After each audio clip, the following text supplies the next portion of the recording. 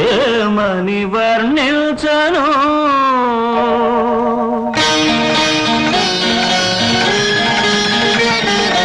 ఏమని వర్ణించను నీ కాటి వెలుగును వెన్నంటి మనసును వెన్నెల నవ్వును నీల వేల్పును ఏమని వర్ణించను